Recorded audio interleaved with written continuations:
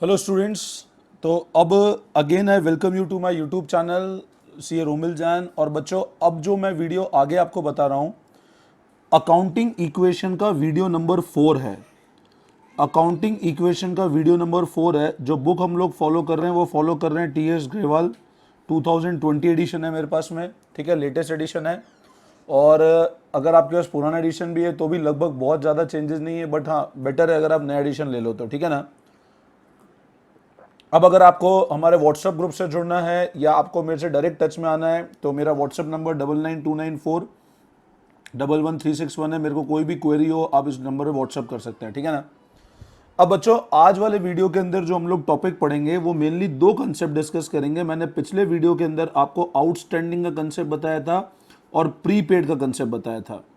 मैंने लास्ट वाले वीडियो में आपको आउटस्टैंडिंग और प्रीपेड ये दो कंसेप्ट बताए थे, ठीक है ना। आज के वीडियो में हम लोग जो कंसेप्ट डिस्कस करेंगे वो एक तो डिस्कस करेंगे बच्चों हम लोग अनअर्न्ड इनकम का। क्या बात कर रहे हैं सर? हाँ बच्चों, तुमने पहले सुना था ना अनअर्न्ड इनकम। और एक डिस्कस करेंगे हम लोग अक्रूड इनकम का। पिछले वीडियो में हमने बात की थी एक्सपेंस की, जिसमें आउटस्टैंडिंग और प्रीपेड पढ़ाया था। क्विक वे में रिवाइज कर लेता हूं। आउटस्टैंडिंग अक्रूवल कंसेप्ट के अंदर मैंने बताया था आउटस्टैंडिंग अपनी लाइबिलिटी होती है। क्योंकि अमाउंट ड्यू हो चुका है इसलिए हम कैपिटल भी कम करेंगे। क्योंकि अमाउंट ड्यू हो चुका है इसलिए एक्सपेंस काउंट होगा, और एक्सपेंस काउंट होगा तो कैपिटल कम होगा। प्रीपेड के अंदर मैंने बताया था एडवांस में पेमेंट कर चुके हैं हम लोग। तो क्योंकि मैं जब प्रीपेड की बात करता हूं तो प्रीपेड इज आर असेट। तो क्योंकि प्रीपेड हमारा असेट है तो प्रीपेड अपने असेट के फॉर्म में आएगा एक तो बुक्स के अंदर, और आपका कैश को कम करेगा। उसी तरह अगला कंसेप्ट है अनअर्न्ड इनकम और अक्रूड इनकम का। अब अनअर्न्ड और अक्रूड इनकम का बेसिकली डिफरेंस क्या है और कंसेप्ट क्या है, ध्यान से समझने की कोशिश करना बच्चों, है ना। मैं सबसे पहले बात करता हूं अक्रूड इनकम की। अब बच्चों, अक्रूड इनकम का मतलब क्या होता है? अक्रूड इनकम का मतलब होता है income due but not receive, है ना। अक्रूड इनकम का मतलब क्या होता है बच्चों? Income due but not receive. और अनअर्न्ड इनकम का मतलब होता है income receive but not due. ये मैंने पहले भी पढ़ाया था, तुम भूलना मत, तुमने मेरे से प्रॉमिस किया था उस वीडियोस में। अक्रूड इनकम का मतलब होता है income due but not receive, और अनअर्न्ड इनकम का मतलब होता है income receive but not due. दोनों डिफरेंस कंसेप्ट है। Accrued income means income due but not receive, unearned income means income receive but not due. अब अकाउंटिंग ट्रीटमेंट क्या होता है अक्रूड इनकम का और अकाउंटिंग इक्वेशन का? मैं सबसे पहले अक्रूड इनकम की बात करता हूं। अज्यूम करो मेरा टोटल इंटरेस्ट मेरे को टू बी रिसीव, मैं अक्रूड इनकम की बात कर रहा हूं, है ना बच्चा। Total interest to be receive 2019 के अंदर जो आना था वो आना था मान लो 5 लाख रुपीस का। मेरे को total interest to be receive होना था इन 2019 5 लाख रुपीस, ठीक है। और इंटरेस्ट जो मेरे को रिसीव हुआ, मेरे को टोटल रिसीव कितना होना चाहिए बच्चों? 5 लाख रुपए, और रिसीव हुआ मेरे को 4 लाख रुपीस। अब मेरे को एक बात बताओ, मेरे को टोटल आना था 5 लाख रुपीस, टोटल इंटरेस्ट आना कितना था? 5 लाख, और इंटरेस्ट आया कितना? आया 4 लाख रुपए का। अब मेरे को एक बात बताओ, अगर मेरे को टोटल इंटरेस्ट आना था 5 लाख रुपए और इंटरेस्ट आया 4 लाख रुपीस, तो मेरे को एक बात बताओ, अक्रूड इंटरेस्ट है ना। अक्रूड इंटरेस्ट कितने का है? यहां पे 1 लाख रुपीस का अक्रूड इंटरेस्ट है। अगर आपको accrued interest, unearned income, outstanding और प्रीपेड का कंसेप्ट नहीं आइडिया है तो वापस आप वीडियो नंबर 6 या 7 पे चले जाओ, वहां मैंने सारे कंसेप्ट डिटेल में बता रखे हैं। दो इस वीडियो में मैं फिर उस चीज को रिवाइज करूंगा, बट बहुत डिटेल में उन वीडियोस के अंदर मिल जाएंगे। इस वीडियो में मैं आपको मेन ये बताऊंगा अक्रूड इनकम का अकाउंटिंग इक्वेशन में क्या ट्रीटमेंट होता है। अब मेरे को एक बात बताओ, अगर मैं ऐसा बोलता हूं income due but not receive है और टोटल इंटरेस्ट 5 लाख रुपए आना था, इंटरेस्ट आया 4 लाख रुपए, तो अगर मेरे को इंटरेस्ट 4 लाख रुपए रिसीव हुआ, इसका मतलब 1 लाख का मेरा अक्रूड इंटरेस्ट है। और वो 1 लाख का जो मेरा अक्रूड इंटरेस्ट है बच्चों, एक चीज समझना, ये 1 लाख मेरा एक तरह से मैं ये भी बोल सकता हूं 1 लाख क्या है? मेरा असेट है। 1 लाख क्या है? मेरा असेट है, क्योंकि अभी तक आया नहीं और मैं काम कर चुका हूं इसके लिए। मेरी बात फिर समझना, 5 लाख रुपए आने थे, आए 4 लाख रुपए, तो अक्रूड इंटरेस्ट जो अमाउंट मेरे को नहीं आया, जिसपे मेरा राइट तो हो चुका है ना, तो अक्रूड इंटरेस्ट एक तरह का असेट भी होता है। अब मैंने आपको अक्रूवल प्रिंसिपल के अंदर एक बात बताई थी, जितना अमाउंट ड्यू हो गया वो इनकम या एक्सपेंस काउंट कर लिया जाएगा। इनकम और एक्सपेंस के लिए बहुत बेसिक कंडीशन है, अमाउंट का ड्यू होना जरूरी होता है। अब अगर अमाउंट ड्यू हो गया तो वो इनकम या एक्सपेंस काउंट कर लेंगे। मेरे को एक बात बताओ, 5 लाख रुपीज में से अगर 4 लाख रुपीज मेरा आ चुका है और 1 लाख रुपीज अभी तक आना बाकी है, तो मेरा कैश कितने से बढ़ेगा? आया जेब में 4 लाख रुपीज, तो अकाउंटिंग इक्वेशन में कैश तो आपका 4 लाख से बढ़ेगा। अच्छा, मेरे को एक बात बताओ, इनकम कितनी काउंट करेंगे? सर बोले इनकम तो पूरी 5 लाख काउंट करेंगे, भले ही आया कितने रुपए 4 लाख, लेकिन ये ड्यू तो हो चुका है ना, तो इनकम तो पूरी 5 लाख काउंट करेंगे। और क्योंकि इनकम पूरी 5 लाख काउंट करेंगे तो एक बहुत सिंपल लॉजिक समझो, अगर मैं इनकम पूरी 5 लाख काउंट करूंगा तो मतलब मेरा कैपिटल कितने से बढ़ेगा? पूरे प्रॉफिट से, तो मेरा कैपिटल तो 5 लाख से बढ़ जाएगा। लेकिन कैश कितने से बढ़ेगा? मेरा 4 लाख से कैश बढ़ेगा। मेरा कैश बढ़ेगा 4 लाख से, इनकम कैपिटल बढ़ेगा 5 लाख से, और 1 लाख रुपीज जो मेरा अक्रूड इनकम है, 1 लाख रुपीज जो मेरा अक्रूड इनकम है, बच्चों एक तरह से ये मेरा असेट है, तो ये मेरा असेट है, तो अक्रूड इनकम एक अलग असेट के हेड में आएगा। मेरी बात फिर समझना ध्यान से, कंफ्यूज मत होना। अकाउंटिंग इक्वेशन में असेट साइड में कैश कितने से बढ़ेगा? बोल सर कैश 4 लाख से बढ़ेगा। अकाउंटिंग इक्वेशन में कैपिटल साइड में कैपिटल कितने से बढ़ेगा? 5 लाख से बढ़ेगा, क्योंकि अपनी इनकम पूरी की पूरी काउंट होगी। अब 1 लाख रुपीज जो मेरा इनकम ड्यू हो गया बट मेरे को रिसीव नहीं हुआ, तो ये 1 लाख रुपीज एक अलग असेट के फॉर्म में आएगा under this eight accrued income, और इसमें आएगा 1 लाख रुपीज। अब मेरा कैश बढ़ा 4 लाख से, अक्रूड इनकम बढ़ी 1 लाख से, तो अक्रूड इनकम का ट्रीटमेंट सिंपल बताऊं तो असेट में अक्रूड इनकम आएगा 1 लाख रुपीज। असेट में क्यों आएगा? क्योंकि मेरा ड्यू हो चुका है, ड्यू हो गया बट आया नहीं, तो अक्रूड इनकम 1 लाख आएगा। और कैपिटल मेरा कितने से बढ़ेगा बच्चों? 5 लाख से। इस 5 में ऑलरेडी 1 लाख है। आपको सिंपल अगर अक्रूड इनकम का बोला जाए तो 1 लाख से अक्रूड इनकम बढ़ेगा और कैपिटल 1 लाख से बढ़ेगा। इसमें 4 लाख ये वाले हैं और 1 लाख अक्रूड इनकम के। तो अक्रूड इनकम का मतलब होता है income due but not receive. Accounting equation में ट्रीटमेंट क्या होगा? क्योंकि इनकम ड्यू हो गई है तो हम कैपिटल को बढ़ाएंगे, क्योंकि इनकम ड्यू हो गई है इसलिए कैपिटल बढ़ेगा, प्रॉफिट मानेंगे। क्योंकि इनकम ड्यू हो गई है बट आई नहीं, तो इसलिए accrued income would appear as a asset side in the accounting equation. ठीक है, अभी अभी नोटिंग करते हैं अपन इसकी, फिर जैसे जैसे क्वेश्चन करेंगे आपको बिल्कुल परफेक्ट वे में क्लियर हो जाएगा। ठीक है ना? नो, पहले अक्रूड इनकम की नोटिंग कर लो बच्चों अच्छे से, है ना? नो, देखो, adjustment of unearned and accrued income in accounting equation. Unearned और अक्रूड इनकम का क्या ट्रीटमेंट होता है? ठीक है ना? देखो पढ़ना ध्यान से। अक्रूड इनकम पहले लिखवा रखा है, हेडिंग लगाओगे adjustment of unearned and accrued income in accounting equation. Accrued income means income due but not receive. ध्यान से समझना, अक्रूड इनकम का मतलब होता है income due but not receive. As per accrual principle, accrual principle के हिसाब से, since income has become due, क्योंकि इनकम ड्यू हो चुकी है, so it will be treated as income and will increase profit. तो इनकम ड्यू हो चुकी है तो उसको इनकम मानेंगे और प्रॉफिट बढ़ाएगा, लेकिन प्रॉफिट का तो कोई कॉलम होता नहीं अकाउंटिंग इक्वेशन में। देयर बाय क्या बढ़ेगा? कैपिटल बढ़ेगा। Now since amount has not yet receive, क्योंकि अमाउंट अभी तक आया नहीं, so it is our right, वो हमारा हक है, and it will be treated as asset. उसको क्या माना जाएगा? असेट माना जाएगा। तो अक्रूड इनकम का एक अलग अकाउंट हेड आएगा असेट में, और आपका कैपिटल बढ़ जाएगा with the amount of accrued income. आई बात समझ में? नाउ अब बच्चों, अभी मैंने आपको कंसेप्ट समझाया था अक्रूड इनकम का, ठीक है ना? इसी के साथ मैं आपसे एक कंसेप्ट और समझाऊंगा और फिर आपको मैं एक साथ सारे क्वेश्चंस करा दूंगा, तो आपको बिल्कुल ढंग से चीजें समझ में आ जाएगी। ठीक है ना? अब हम लोग जो कंसेप्ट डिस्कस कर रहे हैं वो कंसेप्ट डिस्कस कर रहे हैं अनअर्न्ड इनकम का। अनअर्न्ड इनकम को हम लोग एक और नाम से जान सकते हैं, इनकम रिसीव्ड इन एडवांस। इसको हम लोग एक और चीज बोल सकते हैं, इनकम रिसीव इन एडवांस। या तो हम ऐसा बोल दें कि इनकम रिसीव इन एडवांस, या इसको ऐसा बोल सकते हैं amount receive but not due.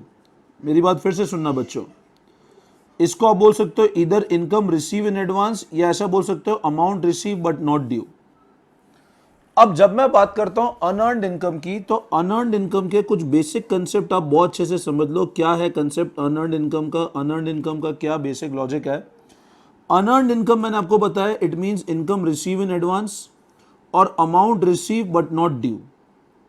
अब अनअर्न्ड इनकम का क्या बेसिक कंसेप्ट है? हमेशा एक चीज ध्यान रखना, मैं वापस एग्जांपल लेता हूं। मान लो मैं ऐसा बोलता हूं मेरे को रेंट रिसीव्ड इन एडवांस है, मैं ऐसा बोलता हूं मेरे को रेंट रिसीव इन एडवांस है और मान लो अमाउंट है 5,000 रुपीज का। मेरे को रेंट एडवांस में आ गया और अमाउंट है बच्चों मान लो 5,000 रुपीज। अब मेरे को एक बात बताओ, अगर मेरे को रेंट एडवांस में मिल गया और कितने रुपए मिल चुका है? 5,000 रुपीज। तो एक बहुत सिंपल लॉजिक बताओ, ये जो एडवांस रेंट है 5,000 रुपीज, ये मेरे को पॉकेट में आ चुका है और मेरी पॉकेट में आया है, तो इससे मेरा क्या बढ़ेगा? मेरा कैश का बैलेंस बढ़ेगा। इससे क्या बढ़ेगा? मेरा कैश बढ़ेगा, क्योंकि अमाउंट एडवांस में आ चुका है, तो ये मेरे कैश को तो बढ़ाएगा। अब मेरे को एक बात बताओ, क्योंकि इनकम अभी तक ड्यू नहीं हुई है, रेंट मेरे को आया मतलब इनकम है, नाम ही अनअर्न्ड इनकम है। क्योंकि इनकम अभी तक ड्यू नहीं हुई है, तो एक बहुत सिंपल लॉजिक समझो कि ये हमारे कैपिटल को तो बढ़ाएगा नहीं, क्योंकि वे प्रॉफिट नहीं है। इनकम क्योंकि ड्यू नहीं हुई और इनकम ड्यू होगी तो कैपिटल हमेशा प्रॉफिट से बढ़ेगा, तो इसको प्रॉफिट तो काउंट नहीं कर सकते हम। क्योंकि रेंट मेरे को एडवांस में मिला है, इसलिए मैं इसको प्रॉफिट काउंट नहीं करूंगा, और क्योंकि ये प्रॉफिट काउंट नहीं होगा तो कैपिटल तो नहीं बढ़ेगा। मैंने आपको पहले ही बताया था, कैपिटल हमेशा ध्यान रखना तभी बढ़ता है जब हमारा प्रॉफिट होगा। अब क्वेश्चन ये राइज होता है कि सर अकाउंटिंग इक्वेशन में असेट साइड अगर रेंट रिसीव इन एडवांस है तो कैश तो बढ़ेगा क्योंकि एडवांस में आ चुका है, बट आप बोल रहे हो कैपिटल नहीं बढ़ेगा। अब मैं आपको एक बात बता रहा हूं, अनअर्न्ड इनकम हमेशा ध्यान रखना, it is a type of liability of the business. ये बिजनेस की एक्सटर्नल लाइबिलिटी है, क्योंकि हमको पैसा आ गया और हमने काम ही नहीं किया, तो हमारी जिम्मेदारी तो बन गई ना। तो क्योंकि unearned income is the liability of the business, तो ध्यान रखना जब मैं अकाउंटिंग इक्वेशन में असेट साइड की बात करता हूं तो वहां तो कैश बढ़ेगा, और एक और जो साइड है लाइबिलिटी प्लस कैपिटल, वहां लाइबिलिटी के अंदर ध्यान रखना आपका एक और नया हेड से आएगा अनअर्न्ड या एडवांस इनकम। वहां पे एक और नए हेड से आएगा अनअर्न्ड या एडवांस इनकम, कितने रुपए से? 5,000 से। तो अनअर्न्ड इनकम हमेशा ध्यान रखना कैपिटल नहीं बढ़ाएगा। कैपिटल क्यों नहीं बढ़ाएगा? क्योंकि वो इनकम नहीं है, वो प्रॉफिट नहीं है मेरा। प्रॉफिट तभी बनेगा जब वो ड्यू हो जाएगा। पैसा आया नहीं आया उससे मतलब नहीं है, बट क्योंकि पैसा आ चुका है तो कैश बढ़ेगा, और क्योंकि अनअर्न्ड इनकम मेरा ऑलरेडी इनकम हो चुका, इनकम नहीं हुआ है, तो it is a type of liability. तो लाइबिलिटी के अंदर एक और नया हेड आएगा with the name of unearned income, और उसमें आएगा अमाउंट कितना? 5,000 रुपीज। ये बेसिक ट्रीटमेंट है अनअर्न्ड इनकम का। पहले मैं आपको इसके नोटिंग कराता हूं, फिर आगे आपको क्वेश्चन समझ जाता हूं, ठीक है ना। नो, तो ध्यान दो, unearned income it means income receive but not due. Income आ तो गई बट क्या नहीं हुई अभी तक बच्चों? ड्यू नहीं हुई है। Since income is not yet due it will not increase capital. क्योंकि इनकम अभी तक ड्यू नहीं हुई तो क्या नहीं बढ़ाएगा? कैपिटल तो नहीं बढ़ेगा। यहां पे ये चीज अच्छे से ध्यान रखना। Since amount is already receive before due, क्योंकि अमाउंट ऑलरेडी रिसीव हो गया और क्या नहीं हुआ? ड्यू नहीं हुआ। It will increase liability and cash since amount is receive. Liability में अलग हेड आएगा अक्रूड अनअर्न्ड इनकम का, और कैश बढ़ेगा क्योंकि अमाउंट मेरे को ऑलरेडी आ चुका है। तो ये ट्रीटमेंट मैंने आपको दोनों बताया, अक्रूड और अनअर्न्ड के। फिर से रिवाइज कर देता हूं। अक्रूड इनकम में ध्यान रखना, अक्रूड इनकम आपके असेट साइड में अलग हेड आएगा और कैपिटल बढ़ेगा क्योंकि इनकम होती है। अनअर्न्ड इनकम आपकी लाइबिलिटी साइड में आएगा और कैपिटल नहीं बढ़ेगा। अच्छे से ध्यान रख लेना, unearned income will not increase capital, और अक्रूड इनकम आपका कैपिटल को बढ़ाएगा। ठीक है, इनकम होगी तो कैपिटल बढ़ेगा, पैसा आया नहीं है उससे मतलब नहीं है, और इनकम नहीं होगी तो कैपिटल नहीं बढ़ेगा भले ही पैसा आ चुका है। Getting my point? मैं फिर आपको बोल रहा हूं, अगर आपने अभी तक मेरा अक्रूवल कंसेप्ट वाला वीडियो नहीं देखा है ना, तो अनअर्न्ड वाला पहले वीडियो देखना, तो ये अच्छे से क्लियर होगा। अगर आपने वो वीडियो देख लिया है तो अभी आप क्वेश्चन करोगे तब आपको बिल्कुल ढंग से समझ में आ जाएगा। ठीक है बच्चों? तो बच्चों अब जो मैं अगला क्वेश्चन स्टार्ट कर रहा हूं, starting with the question number 10th। बच्चों ध्यान देना, starting with the question number 10th। मैं आपको एक बार क्वेश्चन पूरा पढ़ा देता हूं। टीएस ग्रेवाल का ही क्वेश्चन है, क्वेश्चन नंबर 10। ठीक है ना, ध्यान से पढ़ लेना तुम लोग। प्रूव दैट अकाउंटिंग, ये सारे क्वेश्चन मैं कराऊंगा जो मैंने पिछले वीडियोस के अंदर 4th क्वेश्चन तक तो तुमको करा दिए थे। ठीक है ना, बाकी मैं सारे क्वेश्चन आगे वाले वीडियो में कराऊंगा। So need not gate worried sir कि आप डायरेक्ट 10th पे क्यों आ रहे हैं। मैं भी जो जो कंसेप्ट समझा रहा हूं पहले उसके क्वेश्चन करा रहा हूं, फिर मैं एक साथ सारे क्वेश्चन करा दूंगा जो पेंडिंग होंगे, ठीक है ना। तो no need to get worried, ठीक है ना। Prove that accounting equation is satisfied in all the following transaction of Suresh. Also prepare a balance sheet. खैर बैलेंस शीट मैं बता दूंगा, बट अभी बैलेंस शीट हमको सीखना नहीं है, कि बैलेंस शीट आगे जाके सीख लेंगे हम लोग, ठीक है ना। Commence business with cash ₹60,000, paid rent in advance, मतलब प्रीपेड रेंट है ₹500 का। फिर उसके बाद बुक आपके पास होनी चाहिए। In case you don't have book then you need to pause video and write down the question. Purchase goods for cash 30,000 and credit 20,000, sold goods for cash 30,000 costing 20,000, paid salary 500 and salary outstanding 100, bought motorcycle for personal use 5,000, ठीक है ना। तो ये सारा content इस question का available है। एक बार मैं 1 बाय 1 सारे पॉइंट्स लिख के स्टार्ट करता हूं। तो फर्स्ट पॉइंट से स्टार्ट करते हैं। फर्स्ट पॉइंट बोल रहा है commence business with cash 60,000 rupees, ठीक है। अब बिजनेस स्टार्ट किया विद कैश ₹60,000, तो असेट साइड में लिख लेते हैं हम लोग फर्स्ट पॉइंट कैश 60,000, और ये अल्टीमेटली क्या इंक्रीज करेगा, मेरे कैपिटल को इंक्रीज करेगा। तो कैपिटल 60,000, कैश इंक्रीज किया एंड कैपिटल इंक्रीज किया with the amount of ₹60,000। Getting my point. Coming two point number 2, paid rent in advance. अब ये प्रीपेड रेंट है, तो प्रीपेड रेंट है तो ये तो क्लियर है कि मेरा असेट तो बढ़ेगा, असेट बढ़ेगा, लेकिन कैपिटल नहीं बढ़ेगा, कैपिटल कम नहीं होगा। पे किया, एक्सपेंस काउंट नहीं है ये। एक्सपेंस क्यों काउंट नहीं हुआ, क्योंकि ड्यू नहीं हुआ अभी तक। एक्सपेंस इसलिए काउंट नहीं करेंगे क्योंकि ड्यू नहीं हुआ। तो असेट में सिंपल एक कॉलम बनाता हूं मैं प्रीपेड रेंट का। प्रीपेड रेंट कितना है, तो प्रीपेड रेंट बिल्कुल एक ही लाइन में आना चाहिए बच्चों, ध्यान रखना, 500। और पे किया तो कैश कम कर दूं 500, कैपिटल कम नहीं करूंगा क्योंकि मेरा एक्सपेंस काउंट नहीं होगा ये, है ना। Now coming to next third, purchase किए गुड्स। परचेज किए गुड्स, कैश में परचेज किया 30,000 और क्रेडिट पे खरीदा 20,000 का। तो अगर कैश में खरीदा 30,000 का और क्रेडिट में खरीदा 20,000 का, तो बताओ स्टॉक कितने से बढ़ा, तो स्टॉक तो 50,000 से बढ़ गया। स्टॉक कितने से बढ़ा, तो स्टॉक तो 50,000 से बढ़ा। कैश कितने से कम होगा, तो कैश 30,000 से कम होगा। कैश कितने से कम होगा, 30,000 से। और क्रेडिट पे खरीदा तो क्रेडिटर बढ़ेंगे 20,000 से, एक लाइबिलिटी बढ़ेगी। मेरी बात फिर सुनना, स्टॉक नया एसेट आएगा 50,000 का, कैश 30,000 से कम होगा क्योंकि मैंने पेमेंट कर दिया, और क्रेडिटर 20 से बढ़ेंगे। तो मैं किस तरह ट्रीटमेंट करता हूं, मैं यहां लिख लेता हूं स्टॉक में बढ़ाता हूं 50,000 से, मैं कैश कम कर देता हूं बच्चों 30,000 से, और लाइबिलिटी के अंदर मैं क्रेडिटर बढ़ा देता हूं कितने से, 20,000 से। तो क्रेडिटर मैं बढ़ा देता हूं कितने से बच्चों, 20,000 से। Getting my point. Now coming two point number 4, sold goods for cash 30,000 costing 20,000। अब यहां क्यों मेरे को क्या बोल रहा है, हमने गुड्स बेचे, हमने गुड्स सेल किए फॉर कैश 30,000, जिनकी कॉस्ट कितनी थी, 20,000। हमने गुड्स बेचे फॉर कैश 30,000, जिनकी कॉस्ट कितनी थी, 20,000। इसका मतलब यह हुआ कि मेरे को 10,000 का तो क्या हो गया, तो 10,000 का मेरे को प्रॉफिट हुआ। 10,000 का तो क्या हुआ, तो 10,000 का मेरे को प्रॉफिट हुआ। और प्रॉफिट हुआ तो किसको इंक्रीज करेगा, मेरे कैपिटल को इंक्रीज करेगा। अच्छा, कैश कितने से बढ़ेगा बच्चों, तो कैश 30,000 से बढ़ेगा क्योंकि मैंने गुड्स को बेच दिया, तो कैश 30 से बढ़ेगा। और स्टॉक कितने से कम होगा, तो स्टॉक 20,000 से कम हो जाएगा। मेरी बात फिर सुनना, stock will decline by 20,000, cash will increase by 30,000, और 10,000 का जो मेरा प्रॉफिट है वो मेरे कैपिटल को इंक्रीज कर देगा। ठीक है, फिर समझ आया। तो स्टॉक क्या करूं मैं, 20,000 से स्टॉक कम कर दूं,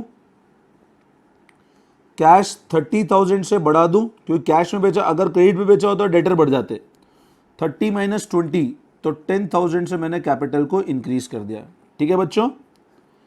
now coming to next point, point number 5, paid salary 500 और आउटस्टैंडिंग 100 रुपीज है। अब क्वेश्चन ये बोल रहा है हमने सैलरी पे कितना किया, हमने सैलरी पे किया 500 का। और आउटस्टैंडिंग सैलरी है बच्चों 100 रुपीज। अब जो मैंने पेमेंट कर दिया वो तो अल्टीमेटली क्या कम कर देगा, मेरे कैश को कम कर देगा, और जो आउटस्टैंडिंग सैलरी है 100 रुपए की, that will be treated as liability. मेरी बात फिर सुनना, जो मैंने 500 रुपए का पेमेंट कर दिया वो तो मेरे कैश को कम करेगा, और जो आउटस्टैंडिंग सैलरी है 100 रुपीज की, दैट इज माई लाइबिलिटी। तो अच्छा, एक्सपेंस कितना काउंट होगा, ये 500 भी एक्सपेंस है और ये 100 भी एक्सपेंस है, ये 500 भी एक्सपेंस है और ये 100 भी एक्सपेंस है। तो कैपिटल तो आपका 600 से कम होगी, एक्सपेंस आपका प्रॉफिट कम होगा 600 से। भाई खर्चा बढ़ा ना, तो खर्चा अल्टीमेटली प्रॉफिट को कम करेगा और प्रॉफिट कैपिटल को कम करेगा। तो 600 से कैपिटल कम होगा, कैश कितने से कम होगा, 500 से, और आउटस्टैंडिंग सैलरी 100 एक लाइबिलिटी आएगी मेरी। तो ट्रीटमेंट क्या करता हूं मैं, पेमेंट किया सैलरी, तो मैं यहां से माइनस करता हूं 500, यहां पर अलग हेड बनाता हूं आउटस्टैंडिंग सैलरी के नाम से, और वो बनाता हूं बच्चों 100 का, सॉरी इसी लाइन में बनाना है मेरे को, है ना। तो आउटस्टैंडिंग सैलरी 100, और क्योंकि एक्सपेंस काउंट होगा तो -600, तो तुम देखो -600 + 100 -500, इधर भी -500 आ गया। गेटिंग माई पॉइंट, होप करता हूं बहुत धीरे धीरे समझा रहा हूं, अच्छे समझ आ रहा होगा।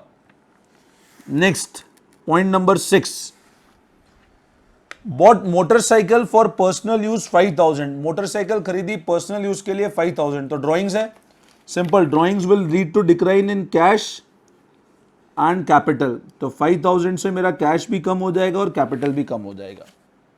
आई बात समझ में। तो ये एक पूरा क्वेश्चन हमने 10th किया था। अब फटाफट हम इसका पूरा टोटल लगा लेते हैं तो आपको पूरा ढंग से क्लियर हो जाएगा। अब टोटल मैं लगाता हूं तो क्रेडिटर मेरा 20,000 चलेगा, आउटस्टैंडिंग रेंट 100 है, और 60 + 10 70,000, 70 - 600 69,400 एंड -5,000, तो ये आएगा 64,400। तो अगर मैं इन सबको जोड़ता हूं तो ये आता है मेरा 84,500 रुपीज। उसी तरह यहां पर 50 - 20 30,000 प्लस 60 - 30 30 + 30 60,000 -1 59 -4, तो ये आता है 54,000। 54 + 30, तो ये हमारा पूरा आ गया 84,500। तो यह आपका क्वेश्चन नंबर 10th इस तरह कंप्लीट होता है। समझ में आया? प्रॉपर नोटिंग करना और अपने लेवल पे वापस प्रैक्टिस करना, समझ आ जाएगा अच्छे से, ठीक है ना। और क्वेश्चंस करते हैं, अभी सारे कंसेप्ट 1 बाय 1 क्लियर हो जाएंगे, ठीक है बच्चों। अब बच्चों अभी जो मैंने वीडियो कराया ना, उस पैटर्न पे क्वेश्चन नंबर 12th आप लोग होमवर्क करेंगे। 11th में अभी आपको करवा रहा हूं वापस, ठीक है ना।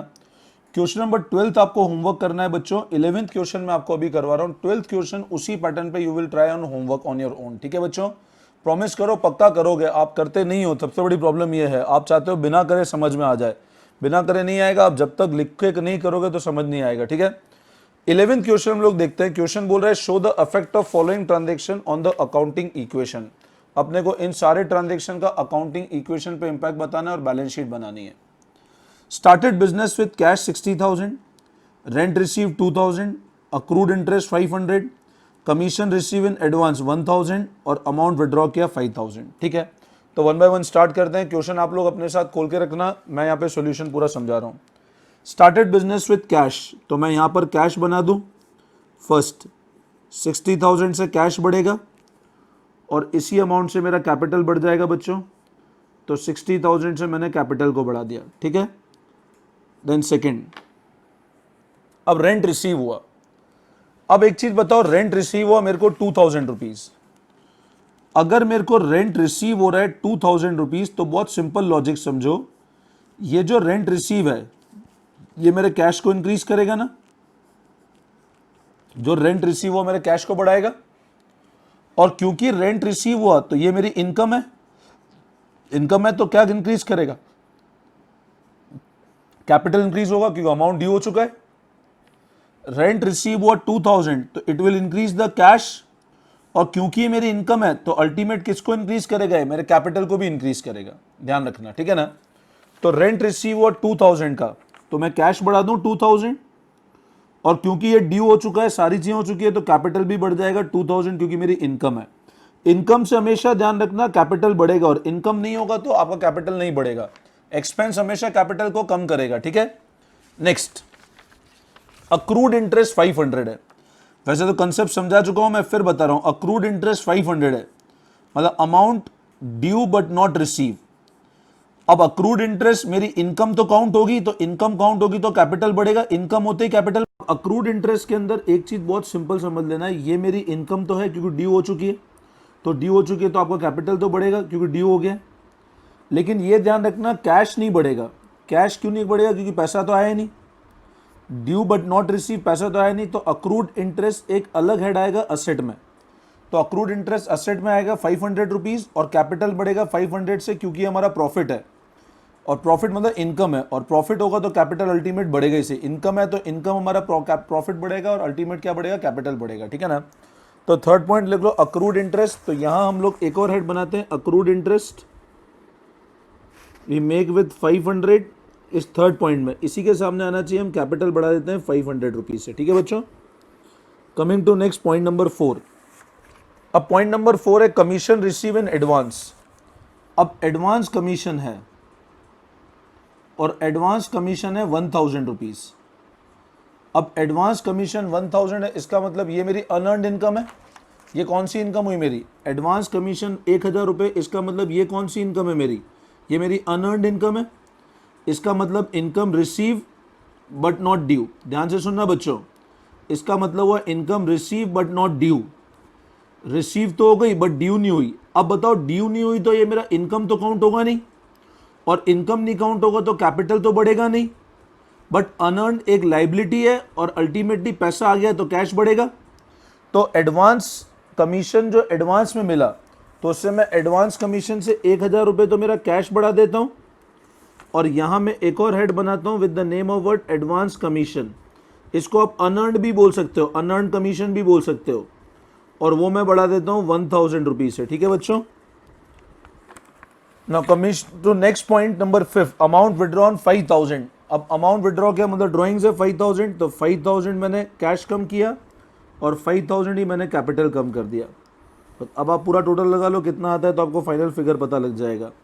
60 + 2 62, 62 500 माइनस 5, तो कैपिटल आता है मेरा 57,500 प्लस 1000। अक्रूड इंटरेस्ट आता है 500 प्लस 62 प्लस 163 माइनस 5, तो यह आता है 58,500। 62 63 माइनस 5 तो आएगा 58,000। इन दोनों को ऐड करते हैं तो मेरे सामने आता है 58,500, और इन दोनों को भी ऐड करते हैं तो आता है सेम 58,500, ठीक है ना। तो ये हमारा एक बेसिक क्वेश्चन होता है, क्वेश्चन नंबर 11। मैंने बताया था क्वेश्चन नंबर 12 तुमको होमवर्क पे करना है। क्वेश्चन नंबर 12 अपने लेवल पे ट्राई करोगे। मेरा आपको अगर व्हाट्सएप ग्रुप ज्वाइन करना हो तो व्हाट्सएप पे हमारे को आप मैसेज कर सकते हैं 9929411361 along with your name, city and school. Regular touch में रहें। अकाउंट से कोई भी डाउट्स है आप मेरे से रेगुलर बेसिस पे डिस्कस कर सकते हैं। तो मेरा नेम CA रोमिल जान है, और कोई भी कंफ्यूजन है तो मेरे को आप फ्रीली व्हाट्सएप करें, ठीक है बच्चों। तो 11th क्वेश्चन हम लोगों ने अभी डिस्कस किया। चैनल अगर समझ में आया हो तो जरूर लाइक एंड शेयर जरूर करें, ठीक है ना। तो 11th हमने अब डिस्कस किया, और तुम लोगों को मैंने एक 12th क्वेश्चन होमवर्क दिया है, ठीक है ना। इसी पैटर्न पे चलो अब मैं नेक्स्ट वीडियो के अंदर फिर आगे डिस्कस